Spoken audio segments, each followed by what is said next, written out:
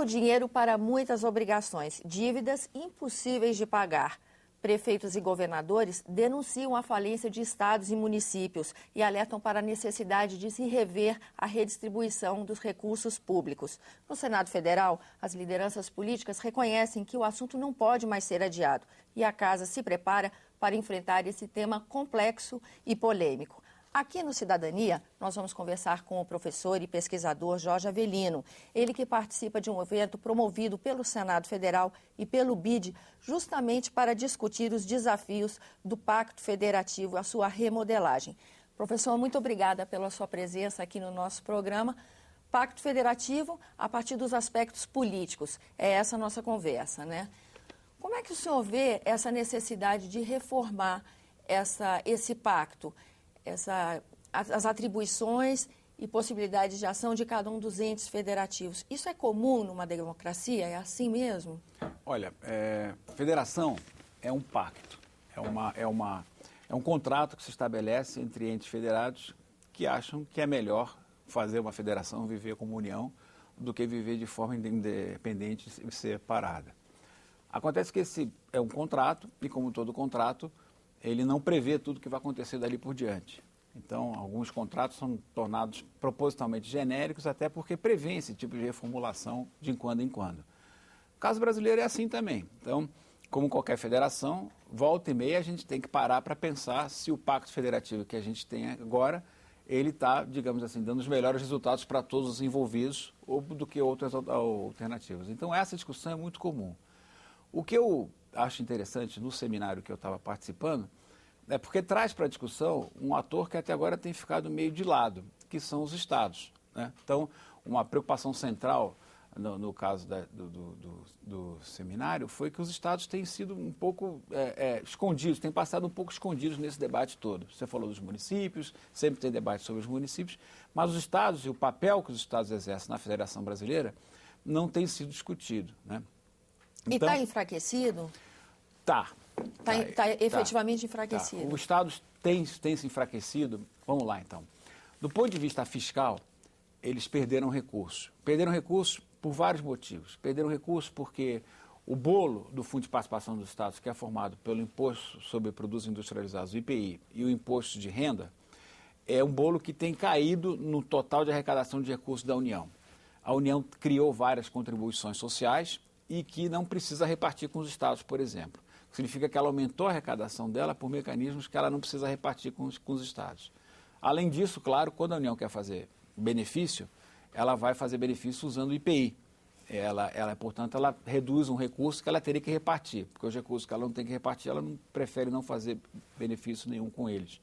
Então, você tem uma série de mecanismos que vai reduzindo a arrecadação dos estados. Tem guerra fiscal, que também acaba reduzindo no geral. As pessoas acham que ganham no curto prazo, algum governador ou outro pode trazer uma empresa qualquer para o seu estado, mas no longo prazo, agregadamente, você tem uma queda de recursos porque você está concedendo benefícios. Então, você tem, do ponto de vista fiscal, uma redução da capacidade dos recursos que os governadores têm. Além disso, eles estão sobre uma restrição orçamentária muito grave. A partir da renegociação das dívidas em 96, 97, você tem os estados tendo que empregar uma parte significativa da sua receita para rolar a sua dívida com a União, né? Aliás, uma discussão que tem ainda sobre o Pacto Federativo é sobre o indexador, se é IGPM, se vai mudar para IPCA. Essa é uma discussão também que daqui a pouco vai aparecer na agenda. Então, você tem restrição de recursos e uma restrição orçamentária muito dura, o que significa que os estados estão um pouco sem dinheiro para investir. E ainda assim até investem mais do que a União, por exemplo, né? Do ponto de vista administrativo, quando você promove o processo de centralização que nós tivemos, que foi de centralizar as políticas públicas, principalmente saúde, educação e agora recentemente Bolsa Família, que é feito de forma também descentralizada, os governadores passam a ter pouco controle, pouca capacidade de gerenciamento sobre as políticas públicas que ocorrem no seu próprio território. Então, do ponto de vista administrativo, eles também perderam poder. Vamos dizer, então, que nesse aspecto, essa política pública ela fica despersonalizada. O Estado teria, por exemplo, num pacto federativo mais equilibrado, a atribuição de adequar aquela política à realidade do seu Estado? Seria isso? Ou pelo menos gerir ela do ponto de vista de que maneira aquela política pública poderia dar mais recursos, porque muitas vezes, saúde, por exemplo, no caso mais clássico, você tem que planejar o investimento em saúde. Planejar, relacionar esse investimento com o investimento que você faz em saneamento, a distribuição do primeiro atendimento ambulatório, depois o segundo atendimento mais complexo em hospitais. Tudo isso tem que ser planejado, senão você tem um desperdício de recursos absurdo, né? O papel dos governadores aí pode ser uma coisa importante, né, no sentido de coordenar e regionalizar, né, mais coisas. Por exemplo, outro elemento importante que o governador poderia agir na promoção de consórcios intermunicipais para a preservação de bacias, para investimentos que atingem mais de um município, até transporte intermunicipal, né? Então você tem que ter o papel do governador, porque o país não tem só municípios e a União, não tem 5.500 e tantos entes federados apenas e a União. Você tem que ter um papel de intermediação dos estados para promover coordenação e maior eficiência dessas políticas públicas, de forma que os recursos gastos atendam da melhor maneira possível se os cidadãos estão naqueles estados. Então, a gente poderia dizer, professor, que nesse desequilíbrio que a gente vive no nosso atual pacto federativo, uma das consequências do Estado ser um agente mais fraco é que as diferenças regionais aumentam, por exemplo, ou não chega a tanto? As diferenças regionais, elas têm caído, mas não caído no mesmo ritmo que tem, por exemplo, caído a questão da desigualdade no país. Então, você ainda tem diferenças regionais grandes, né? Pesquisas têm argumentado de que se você, essas transferências que o governo da União faz para os municípios, promove maior equidade, porque promove uma certa equidade fiscal. Eu quero dizer com isso. Então, todo município, per capita, teria mais ou menos o mesmo tipo de recurso na área de saúde e na área de educação, que são áreas mais reguladas pela União, né? Isso contribuiria para reduzir a igualdade. Mas, evidentemente, se você não tem desenvolvimento dessas regiões, você pode cobrir um santo para despir outro, né? Quer dizer, despir um santo para cobrir outro. Então, você tem que tomar um pouco de cuidado com essa coisa agregada, né? Então, pensar na federação hoje em dia, eu acho que é correr o risco de pensar grande, pensar amplo. Quando pensar em pacto federativo, nós não temos que falar apenas dos municípios, dos estados, que é o FPE, dos municípios que estão com algum problema específico ali, porque se a gente olhar apenas para os problemas específicos, a gente pode perder de vista o quadro mais amplo. E esse quadro mais amplo é que eu acho que é a questão mais importante hoje. Quer dizer, qual o país que a gente quer ter? Porque do jeito que está agora, cada um busca as suas coisas, cada um quer buscar recursos. Sempre a discussão é sempre para mais recursos. Ao mesmo tempo, o país tem um problema de que ele gasta muito e de que ele não tem dinheiro para investir. Então, esse negócio não vai dar muito certo no longo prazo. Talvez seja a hora da gente começar a tomar algumas decisões mais estratégicas. Então, isso também quer dizer que, bom, a gente já nota nessa primeira resposta, nessa primeira parte da entrevista, o quão complexo é a questão do Pacto Federativo. E a gente acaba mexendo também com temas que já estão aqui em pauta no Congresso Nacional, estão no Senado Federal e sofrem impasses, vamos dizer, resistências para serem resolvidos.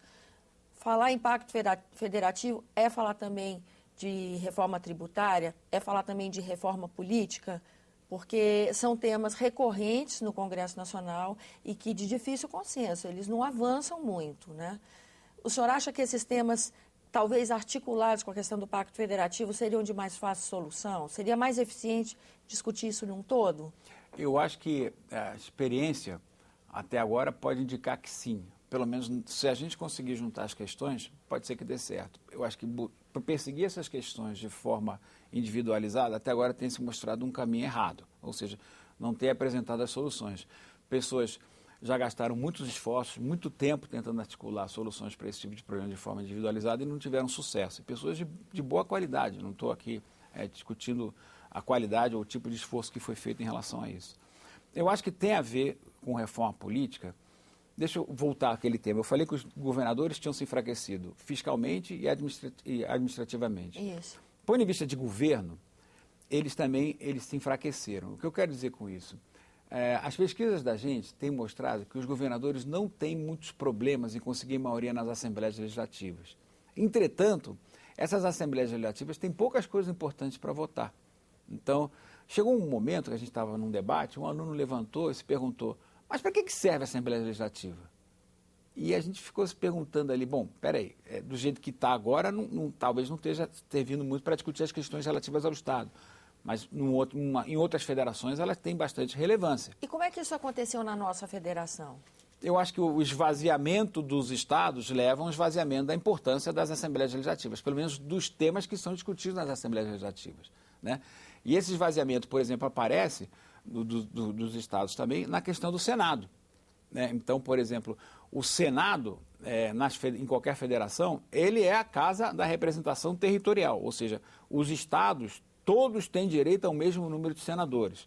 No caso brasileiro, são 3 senadores por estado. Por isso que faz parte da federação São Paulo ter 3 senadores, Roraima também ter 3 senadores, para pegar os extremos da distribuição dos eleitores, né? Então, tem muito mais eleitor em São Paulo do que em Roraima. É verdade, mas a federação impõe que a representação no Senado seja territorial. Nos Estados Unidos são 50 estados, 2 senadores para cada estado. A Califórnia ou Nova York, são os estados mais populosos, tem 2 senadores. O Alasca tem 2 senadores também. Então, significa que ali nós estamos lidando com a questão dos entes federados, com a representação territorial. Isso leva ao enfraquecimento dos estados, no caso brasileiro, leva também ao enfraquecimento no Senado. O Senado não tem aparecido nesse debate federativo. Aliás, uma das coisas que a gente estava nesse seminário, a expectativa geral é que esse seja o primeiro seminário de vários, onde o Senado retome o seu papel de coordenação de discussão das questões federativas. Mas o Senado tem que assumir a liderança desse processo. Uma vez que os estados estão enfraquecidos, a casa que representa os estados também, naturalmente, em consequência, está. Isso. Como é que se faz esse resgate? O que se mexe como se mexe nesse pacto para reequilibrar a força dos estados dentro do pacto federativo? Olha, normalmente as federações, elas têm essa tensão, né? Quando eu falo que eu comecei falando de que era um pacto, que era um contrato, elas têm essa tensão entre elas vão formar um governo da União, né?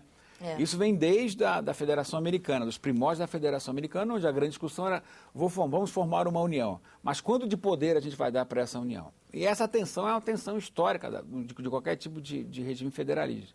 Você tem que formar uma união que seja forte o suficiente para garantir a unidade do território entre os entes federados, ou seja, promova ganhos de escala por viver em federação, coordene comércio, coordene a defesa externa, coordene uma série de atividades que são do interesse conjunto dos entes federados. Então, a gente tem que dar poder para essa união.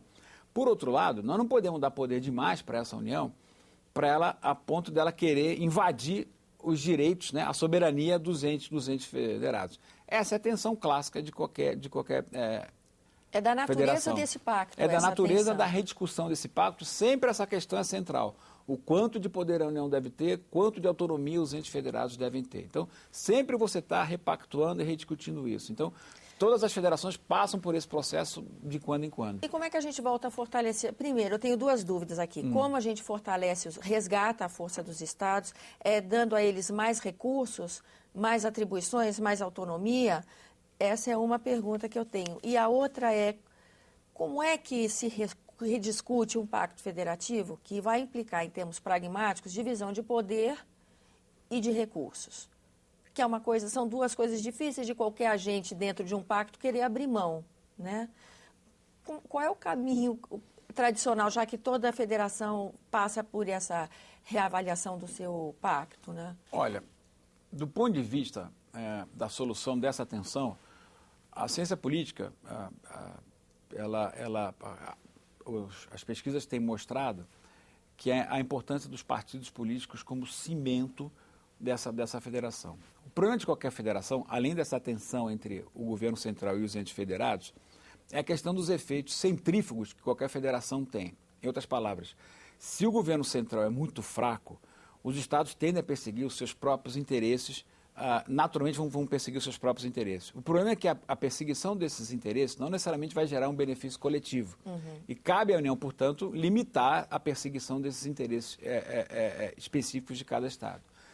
No nosso histórico, a gente tem um histórico em que os estados sempre foram muito fortes. No início da República Velha, aquela ideia de que era a República dos Governadores, então o poder político local tinha que se haver com o governador. Era o governador, inclusive, que dava posse, que dava legitimidade para qualquer mandato.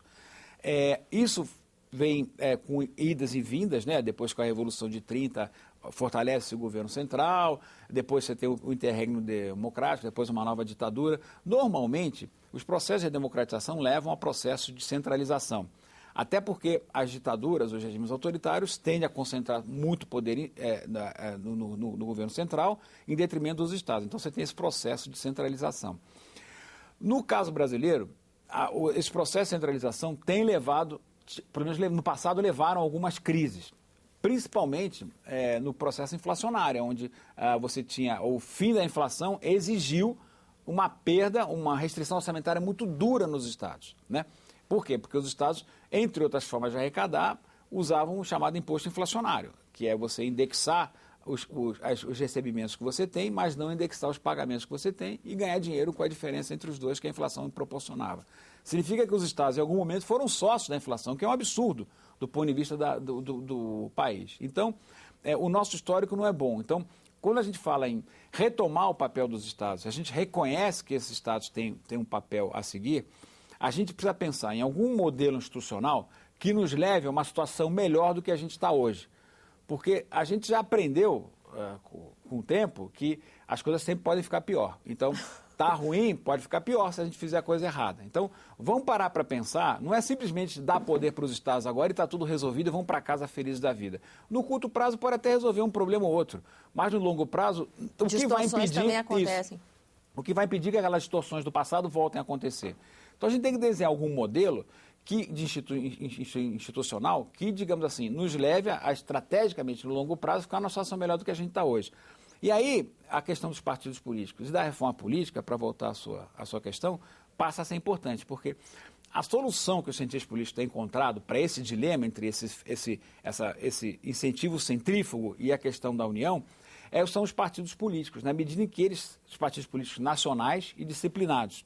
O que significa que esses partidos eles são capazes, de alguma forma, de unir os destinos eleitorais de cada um dos seus membros. O que eu quero dizer com isso?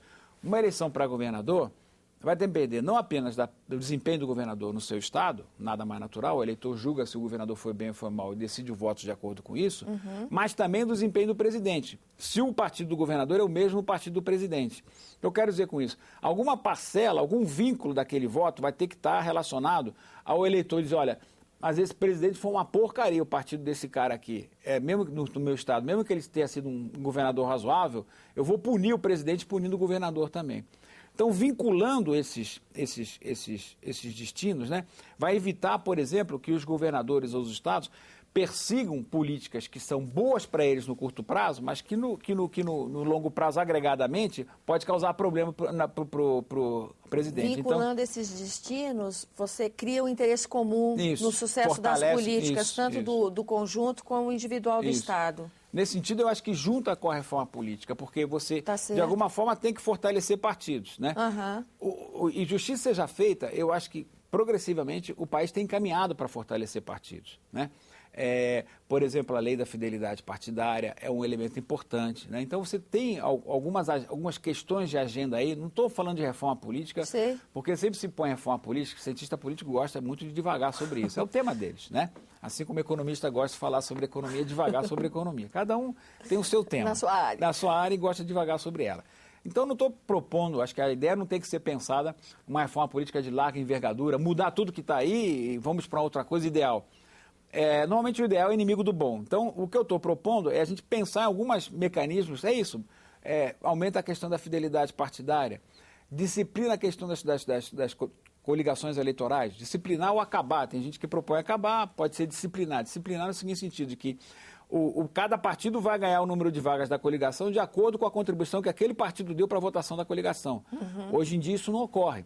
Então você elege parlamentares de pequenos partidos, embutidos em coligações de partidos grandes, aumenta o número de partidos no Congresso. Tudo isso contribui para aumentar demasiadamente a oferta dos eleitores. Eu sei que pode soar um pouco restritivo, mas os partidos políticos, eles não podem ser um número muito grande. Você não pode ter uma oferta tão ampla, porque a escolha das pessoas depende do número de escolhas que elas têm para fazer. Se eu der para você escolher entre 1.200 candidatos, como teve em São Paulo na última eleição para deputado federal, você vai ficar confusa, porque o excesso de oferta, de escolhas, confunde o eleitor. E vai diluindo também essa identidade do partido, né? Então você fortalece os partidos, e aí, com esse maior cimento, talvez você possa desenhar, junto com isso, desenhar uma federação de maior autonomia para os estados, né? Você pode se dar o luxo, arriscar, ter maior autonomia para os estados e nós, nesse conjunto, iríamos para uma situação melhor do que a que temos hoje. Professor, infelizmente o nosso tempo já se esgotou, embora eu sinta que o assunto ainda não. Agradeço muito a sua presença aqui no nosso programa. Eu que agradeço. Nós estivemos conversando com o professor e pesquisador Jorge Avelino. Nosso tema, os desafios da remodelagem do Pacto Federativo. Estamos encerrando aqui mais um programa Cidadania. E se você quiser entrar em contato conosco, ligue para 0800 61 2211, ligação gratuita, ou acesse www.senado.leg.br/TV.